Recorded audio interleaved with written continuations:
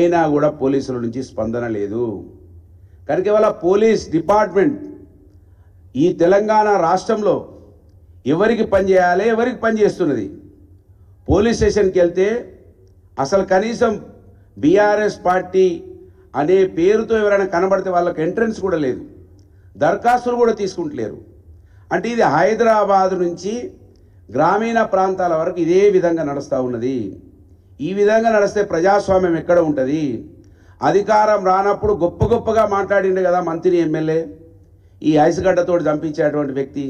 ఈయన ఎక్కడ కనబడండి, చాలా స్మార్ట్గా, చాలా చాకచక్యంగా మాట్లాడేటప్పుడు కూడా చాకచక్యంగా, అది ఆ సబ్జెక్టే ఉండదు. ఇది మొదలో కాడ పెడతాడు, రెండో కాడ అవుతాడు. అయినా ఆయన పెద్ద చాలా మేధావిగా ఈ హైదరాబాద్ కేంద్రంగా కనబడతా ఉన్నాడు.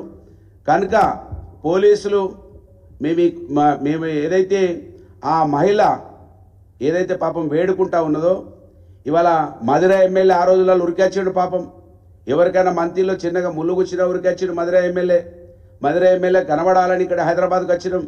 పాపం ఆందోళన, ఆడబిడ్డ నా మీద కేసు అయింది, నన్ను ఆడు డబ్బులు తీసుకున్నాడు, మోసం చేసిండని ఆందోళన చెందుతున్నటువంటి ఆడబిడ్డ కోసం మధుర ఎమ్మెల్యే గారు మంత్రికి రావాలని కోరుతున్నా.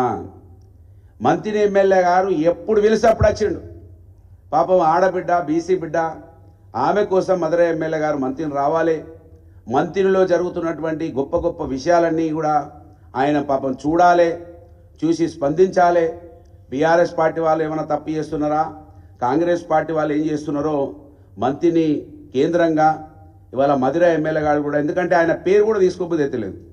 ఒక బలహీన వర్గాల సామాజిక వర్గంలో పుట్టిన అతను ఏ సామాజిక వర్గాన్ని అయితే మొత్తానికే తొక్కిపెట్టినటువంటి సామాజిక వర్గానికి వత్తాసు పలిగినటువంటి వ్యక్తి మధుర ఎమ్మెల్యే గారు.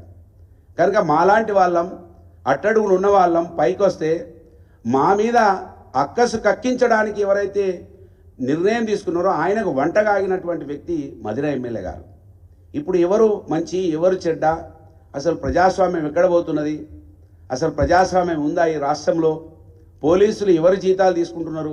కాంగ్రెస్ పార్టీ జీతం ఇస్తుందా? ప్రజలు ట్యాక్సులతో వాళ్ళకి జీతాలు వస్తున్నాయా? ఇవాళ పోలీస్ యంత్రాంగం అంతా కూడా ఆలోచించాలని కోరుతున్నా. ఆ ఆడబిడ్డను ఎవరైతే కోమా లత ఉందో ఆమె ఏదైతే కోరుకుంటున్నదో తక్షణమే ఆ యూత్ కాంగ్రెస్ పార్టీ అధ్యక్షుడిని ఆయనను అరెస్ట్ చేయాలని, ఆయనకు కేకులు తినిపిస్తున్నటువంటి మంత్రి ఎమ్మెల్యే వాళ్ళ ఎమ్మెల్యే క్యాంప్ ఆఫీసులనే కేకులు తినిపిస్తూ ఉన్నారు. ఇవాళ కూడా ఎమ్మెల్యే క్యాంప్ ఆఫీసులే ఉంటా ఉన్నాడు ఆయన.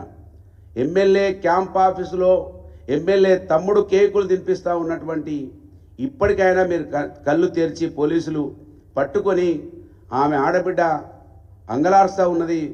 రోడ్డు మీదకి ఒక ఆడపిల్ల వచ్చి నాకు న్యాయం చేయమనే దాకా కూడా పోలీసులు ఇవాళ కూడా స్పందిస్తలేరంటే ఇది ప్రజాస్వామ్యానికి అపహాస్యం. ప్రజాస్వామ్యం ఖతమైపోయింది. రాహుల్ గాంధీ ఏమో సంవిధానకు బచావ్ అని అదేంది రాజ్యాంగాన్ని పట్టుకొని తిరుగుతూ ఉన్నాడు. ఆ రాజ్యాంగం ఏమో ఇక్కడ మొత్తం కూని అయిపోతూ ఉన్నది, గ్రామాన కూని అయిపోతూ ఉన్నది. పోలీసులు ఇప్పటికైనా ఆలోచించాలి. కోర్టులున్నాయి, మీరు ఏది చేసినా అది నడుస్తుందని భావిస్తే అది ఎన్ని రోజులు ఆగదనే విషయాన్ని ఈ ప్రెస్ ద్వారా పోలీసులను కూడా కోరుతా ఉన్నాను, హెచ్చరిస్తూ ఉన్నాం.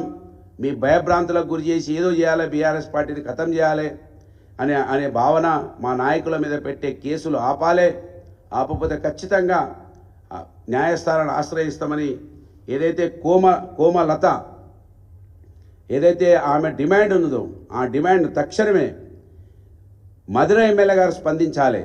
మధుర ఎమ్మెల్యే గారు మంత్రిలో చీమ చెట్టుకువన్న కూడా ఉరికొచ్చారు కదా, మధుర ఎమ్మెల్యే గారు మంత్రిని రావాలని వారిని వేదిక ద్వారా వారిని కోరుతా ఉన్నాను, విజ్ఞప్తి చేస్తూ ఉన్నారు. మధుర ఎమ్మెల్యే గారు అట్టడుగున ఉన్నటువంటి మా వర్గాల ప్రతినిధిగా ఆయనను కోరుతున్న మంత్రిని రావాలి, ఈ అరాచకాలను ఆపాలి, ఈ కుట్రలను ఆపాలి.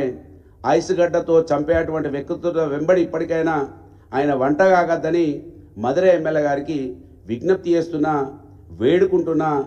ఈ మంత్రి ఎమ్మెల్యే ఇది ఆషామాషి కుటుంబం కాదు.